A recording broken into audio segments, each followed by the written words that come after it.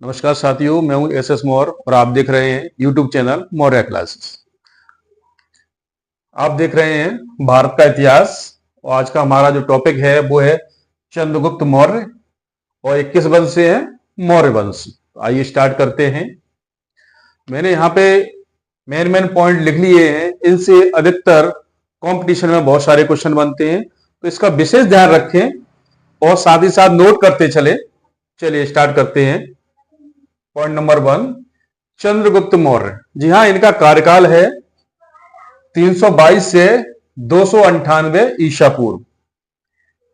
ये 25 वर्ष की आयु में शासक बने, राजा बने और किसकी सहायता से? चाणक्य की सहायता से।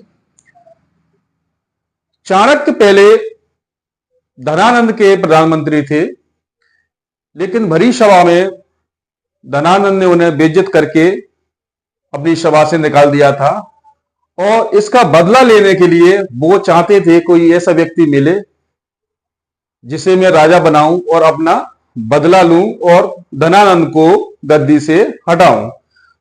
तो उनको चंद्रगुप्त मौर्य मिले।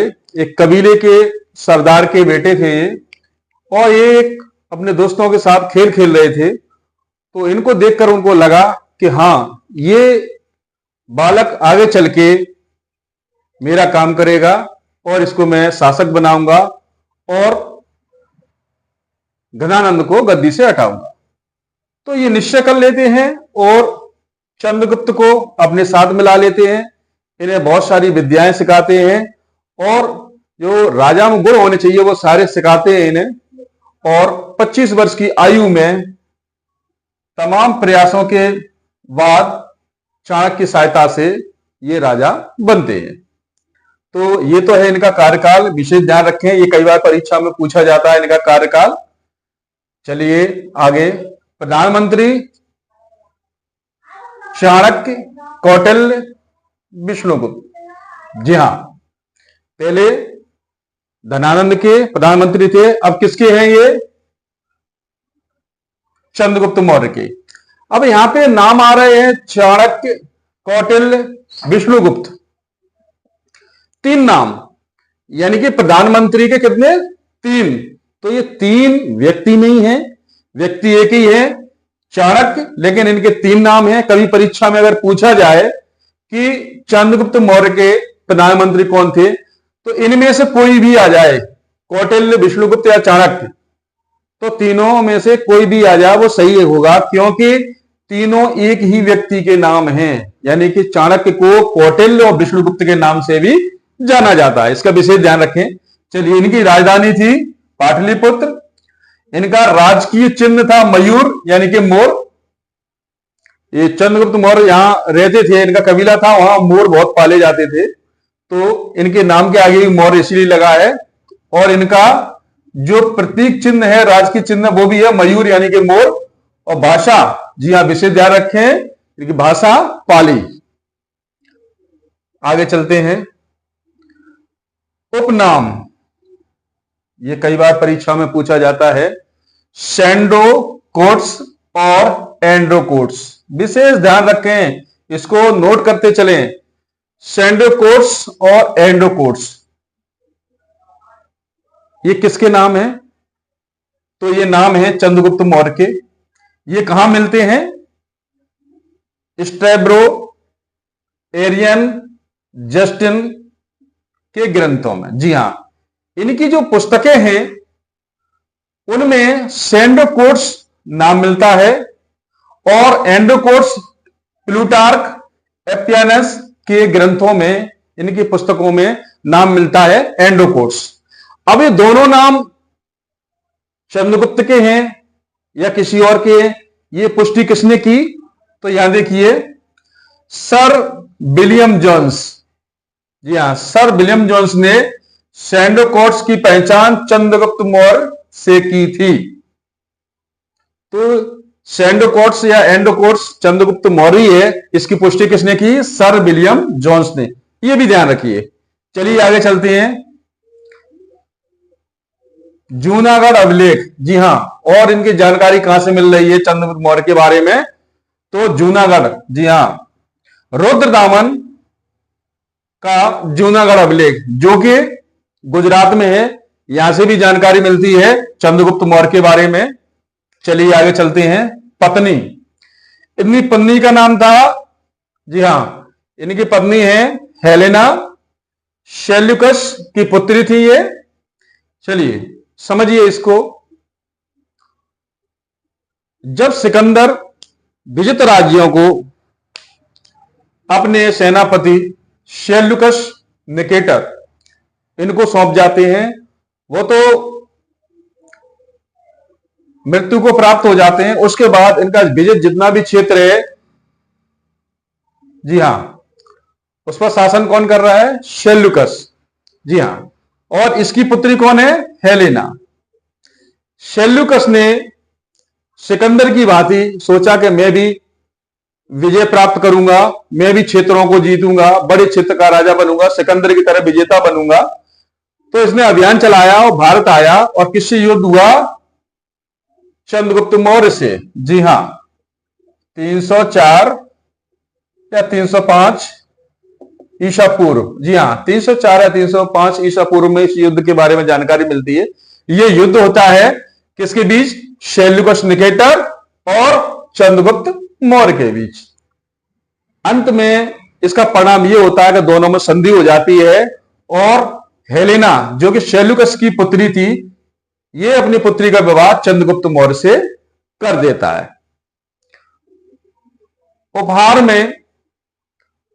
उपहार में चंद्रगुप्त मौर्य क्या करता है? 500 हाथी, जी हां, कितने? 500 हाथी यह भी उपहार देता है। किसको देता है? शेल्यूकस निकेटर को। चलिए, हेलेना का विवाह हो गया और इसको दहेज में क्या मिलता है? 4 प्रांत। कौन से? हेरात, कंधार, मकरान, काबुल। ये दहेज में मिलते हैं। किसको? चंद्रगुप्त मौर्य को। चलिए, तो हेलेना कौन है? इसकी पत्नी है, ठीक है। किसकी पुत्री है? शेल्यूकस की पुत्री है, ठीक। युद्ध कब हुआ? ये 304 या 305 में ये युद्ध हुआ। चलिए, क्वेश्चन क्लियर हुआ। प्रथम अंतरराष्ट्रीय शादी, जी हां, ये विश्व की प्रथम अंतरराष्ट्रीय विवाह था, जो कि किसका हुआ? हेलेना और चंद्रगुप्त मौर्य। इसका विशेष ध्यान रखें। चलिए, मेगास्थनीज, जी हां, शेल्यूकस का राजदूत है मेगास्थनीज। इसे यह भेजता है चंद्रगुप्त मौर्य के दरबार में और वहीं रहकर इसने पुस्तक लिखी इंडिका, जो कि ग्रीक भाषा यानी यूनानी भाषा में। कौन सी पुस्तक? इंडिका। कई बार परीक्षा में पूछा जाता है कि इंडिका का लेखक कौन है, तो मेगास्थनीज, या मेगास्थनीज ने कौन सी पुस्तक लिखी? इंडिका लिखी। चलिए, ये अपनी मूल अवस्था में नहीं मिलती है, इसके उद्धरण मिलते हैं। और इंडिका नाम से एरियन, ये देखिए एरियन ने भी एक उद्धरण लिखा है, वो उसका नाम भी इंडिका है, तो इसका भी विशेष ध्यान रखें। चलिए आगे, वंश।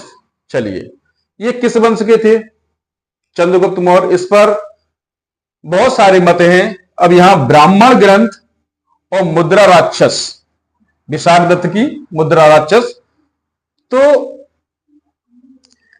ये अपने साक्ष्य अलग प्रस्तुत कर रहे हैं। क्या कर रहे हैं? ब्राह्मण ग्रंथ और मुद्रा राक्षस ये कह रहे हैं कि चंद्रगुप्त मौर्य शूद्र वंश से थे, यानी कि निम्न जाति के थे। और जैन ग्रंथ, बौद्ध ग्रंथ कह रहे हैं कि ये क्षत्रिय वंश के थे, क्षत्रिय कुल के। तो अलग अलग मत यहां देखने को मिल रहे हैं। कभी पूछा जाता है अगर परीक्षा में आ जाए कि जैन और बौद्ध ग्रंथ के अनुसार चंद्रगुप्त मौर्य किस वंश के थे, तो क्षत्रिय वंश के। इसका विशेष ध्यान रखें। चलिए आगे, जैन धर्म। चलिए, चंद्रगुप्त मौर्य के शासनकाल में 12 साल का अकाल पड़ा। इससे बहुत ज्यादा व्यथित हो गए, बहुत परेशान हो गए ये। तो इन्होंने क्या किया? जैन धर्म में दीक्षा ली जी हाँ, किससे दीक्षा ली? इनके शासनकाल में दो जैन धर्म के दो गुरु थे, एक तो स्थूलभद्र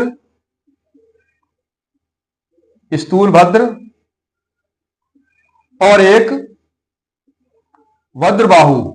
जी हां, इन्होंने भद्रबाहु से जी हां इन्होंने भद्रबाहु से दीक्षा ली और ये कहां गए? श्रवणबेलगोला, चंद्रगिरी पहाड़ी, कर्नाटक। जी हां, और ये अपना राजपाट अपने पुत्र बिंदुसार के पक्ष में त्याग कर ये जैन धर्म में दीक्षित हो जाते हैं और जैन संत भद्रबाहु के साथ ये श्रवणबेलगोला चले जाते हैं कर्नाटक में और वहीं अपना अंतिम समय गुजारते हैं और वहां संलेखना, जी हां, संलेखना विधि द्वारा 298 ईसा पूर्व में अपने प्राण त्याग देते हैं। संलेखना विधि का मतलब है 64 दिन का उपवास होता है। इस उपवास द्वारा जैन मुनि अपनी देह त्याग करते हैं। चलिए, तो ये भद्रबाहु जो थे वो दिगंबर, यहां इनके दो पंथ हैं। स्थूलभद्र ये गुरु किसके हैं? श्वेतांबर जो मुनि है उनके गुरु हैं, और भद्रबाहु दिगंबर जो कि निर्वस्त्र रहते हैं। ठीक है, उस अवस्था में रहते हैं, तो उनके गुरु कौन है? भद्रबाहु। और श्वेतांबरों के कौन है? स्थूलभद्र। तो इनके शासन काल में ये दो गुरु रहे हैं। भद्रबाहु चले जाते हैं कर्नाटक और स्थूलभद्र इनके राज्य में ही बने रहते हैं। चलिए आगे, साम्राज्य। इनका साम्राज्य कहां से कहां तक था?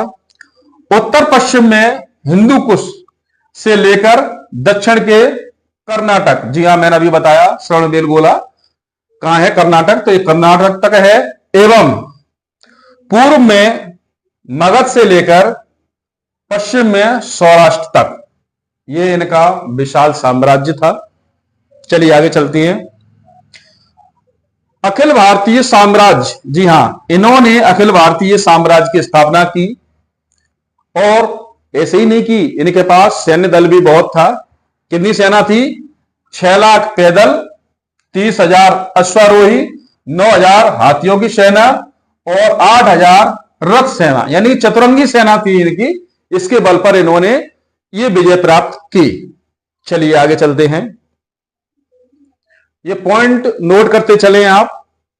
चलिए, अर्थशास्त्र। जी हां, अगर चंद्रगुप्त मौर्य को पढ़ते हैं तो दो पुस्तकें आती हैं, अधिकतर ये परीक्षा में पूछी जाती है। नंबर 1 इंडिका, जिसके बारे में हमने जाना। ठीक है, नंबर 2 अर्थशास्त्र। इसका लेखक कौन है? तो चाणक्य। ये चाणक्य ने लिखी अर्थशास्त्र, और इसका नाम जरूर अर्थशास्त्र है, लेकिन ये अर्थशास्त्र की पुस्तक नहीं है, ये राजनीति की, राज शासन की पुस्तक है। इसका विशेष ध्यान रखें, ये अर्थशास्त्र की पुस्तक नहीं है। तो इसकी रचना किसने की? अर्थशास्त्र की चाणक्य ने। तो दोनों पुस्तकों में से कोई भी क्वेश्चन कभी भी आ जाता है, एक इंडिका और अर्थशास्त्र, इसका विशेष ध्यान रखें। चलिए आगे, उत्तरापथ। जी हां, इस मार्ग का निर्माण करवाया चंद्रगुप्त मौर्य ने, उत्तरापथ। ये देखिए, ये सड़क सिंध को बंगाल के सोनार गांव से जोड़ती है। इसका निर्माण किसने कराया? चंद्रगुप्त मौर्य ने। इसका नाम क्या? इसको बोलते हैं उत्तरापथ। चलिए आगे, प्रथम जैन संगीति। जी हां, प्रथम जैन संगीति का आयोजन कहां हुआ? ठीक है, किसके शासनकाल में हुआ? तो पाटलिपुत्र में। किसके शासनकाल में? चंद्रगुप्त मौर्य। तो ये भी विशेष ध्यान रखें, कभी आ जाता है कि किस शासन के शासनकाल में प्रथम जैन संगीति का आयोजन हुआ? तो चंद्रगुप्त मौर्य। चलिए आगे, मौर्यकालीन सिक्के। कभी कभी ये भी पूछ लिया जाता है, सिक्कों के बारे में क्वेश्चन आ जाता है कंपटीशन में। चलिए, शतमान, कर्षापण, पण और धरण। जी हां, ये जो सिक्के हैं मौर्यकालीन सिक्के हैं, किस धातु के हैं? चांदी के हैं। माशक, काकड़ी, अर्ध काकड़ी, ये किसके हैं? ये तांबे के बने हुए हैं। ठीक है, तो ये सिक्के, ये सारे मैंने मेन पॉइंट बताए हैं चंद्रगुप्त मौर्य वंश के। तो इसका विशेष ध्यान रखें, इनको नोट कर लें, और ये आने वाली परीक्षा में बहुत ज्यादा उपयोगी है। आज का वीडियो आपको कैसा लगा लाइक करें, शेयर करें, कमेंट्स करें और ज्यादा से ज्यादा सब्सक्राइब करें। आपको इसी तरह ये वीडियो आपको मिलते रहेंगे और आप इस वीडियो के माध्यम से आप लगातार इतिहास देखते रहेंगे और भारतीय इतिहास इन वीडियो के माध्यम से आपको पूरा देखने को मिलेगा। धन्यवाद।